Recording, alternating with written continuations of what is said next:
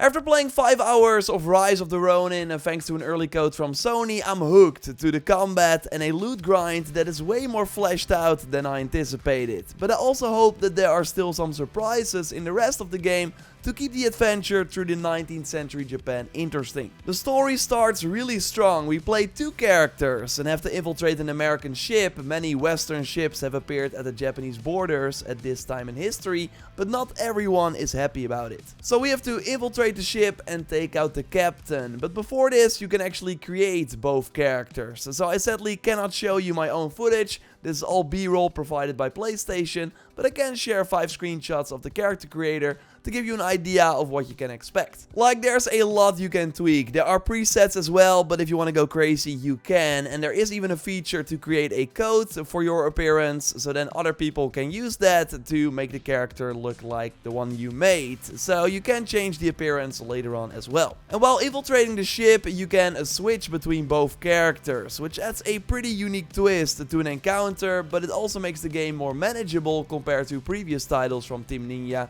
like Wolong and Neo. I know difficulty has been a big question mark for Rise of the Ronin, so I will go more in depth on it a bit later, but know for now that there are many elements that can help you in the still challenging combat. As Blade Twins, you two have a special bond and feel connected, but at the end of the tutorial mission on the ship, about 45 minutes into the game, you have to choose who you want to play as your main character, because the other person, your twin, will be taken from you. I won't go into more details, but good to know that my early hours after reaching the open world were focused on finding my Blade twin, asking around for clues and discovering more about Japan in the process. So the game opens up pretty early, and doing content in the open world has been my favorite part so far. You quickly get your horse so you can explore the pretty small opening region. There was a side quest I could pick up to help a lady gather some herbs. Animals were attacking an innocent NPC, so I could help them. Shrines are there, you can pray at them for a skill point.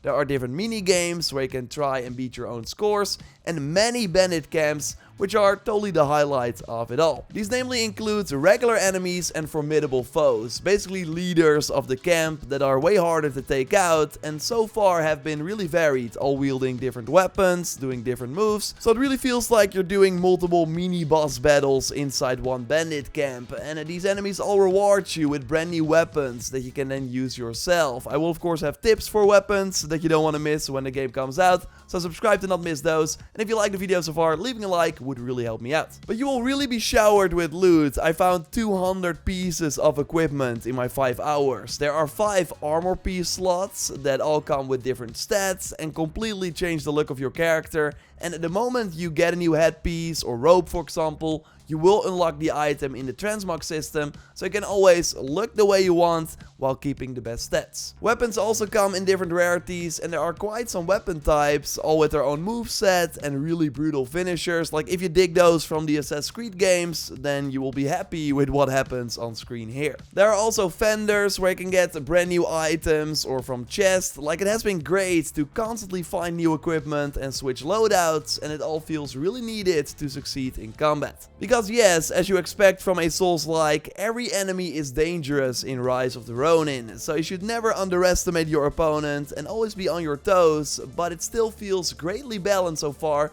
without being really punishing. And there are many systems in place to make this more approachable versus other games in the genre. So you can, for example, instantly kill enemies from afar with a headshot of a ranged weapon, or do a one-hit assassination on regular targets, or team up with your companion to instantly assassinate a more powerful enemy. So yes, stealth is totally an option, and the fact that you often have 1 or 2 AI-controlled party members really helps as well, so the enemies divide their attention, and with you being able to switch between those party members, you can easily create openings to strike. Also, if one party member falls, even if you were controlling them, then you will switch to a different character and can very easily revive them for the cost of 1 health potion. Your health fully regenerates after combat, and if you die, you don't lose any money, only a different currency called karma that next to leveling up can be used to unlock skill points. And if you die, you still have a way to get that karma back by simply assassinating the target or doing a finishing move, so you don't even have to take the target out that just killed you.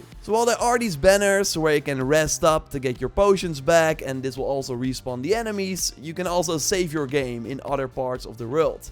Like Rise of the Ronin really tries to be more forgiving while maintaining a healthy challenge. Like you're still pushed to learn to parry and use the best loadout and abilities against your enemies, but if you fail, the punishment won't be as hard. So I would say the difficulty has been really great so far. Dying is certainly part of the gameplay loop, but that makes finally beating the boss just the more exciting. So curious how this evolves throughout the rest of the game, and also if there are still, again, many surprises left. Like while the combat has totally been the highlight, the overall structure of Rise of the Ronin leaves much to be desired. So far, the main story missions have not been as exciting as I would like. Sometimes you do get a cool short cutscene, but the rest of the conversations don't look very appealing, and the uninteresting writing is not helping either. And while you notice that this is a PS5 game, thanks to the really fast load times, the solid 60 FPS in the performance mode, and the really great DualSense features, other parts of the game feel very dated. The graphics are the obvious point. It really doesn't look great because of the low quality assets used for the environment.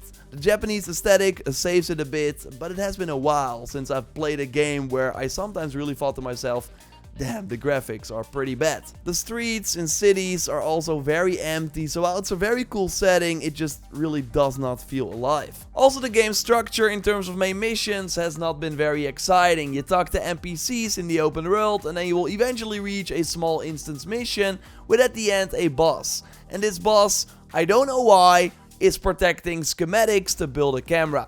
It all just does not really feel connected. I really hope there are more cinematic moments like the opening of the game, because so far there have not been a ton of memorable things in Rise of the Ronin. Still, there are a ton of things that happened during my play session, but that I sadly cannot show you. Like there's a wanted system where if you kill innocent people, Ronins and other characters will come to hunt you. I love the fact that your inventory has 2,000 slots, so you're never running into space issues. Thank God. And I also had one very impactful choice where I could kill the boss or spare him, with both leading to completely different rewards. So if the game throws more of that into the mix and keeps the combat interesting with cool loot to earn, then I know that I will have a good time playing this game. And co-op should also be quite a lot of fun. I've not been able to try that yet. Still, the PlayStation Studios logo is smacked onto this. You see it when booting up the game. But this is not the quality that you see in a Ghost of Tsushima or other typical Sony first-party title. Like, I still think it will be a very enjoyable time while we wait for the big hitters, but it also does depend on how much you value a great combat system and a loot grind over a cinematic story and the game's structure. Got any questions? Drop them down below. I will of course have a full spoiler-free review up on March 21st, so totally subscribe to not miss that, with tips and tricks coming of course as well. A like would be awesome. You can check out a recent video with even more on the game by clicking on the screen, and I will speak to you very soon. Goodbye.